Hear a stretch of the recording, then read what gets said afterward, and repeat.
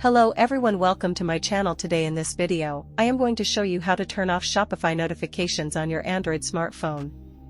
Before starting this video, please subscribe my channel. First of all, you can see this Shopify app on my mobile phone home screen. First of all, you have to tap on Shopify app logo and hold for a few seconds.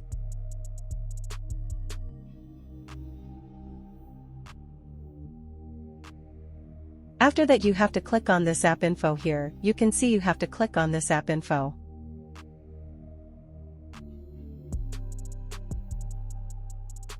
After that, you will see an interface like this. Here you have to click on the notifications. Now here you can turn off or on this notification.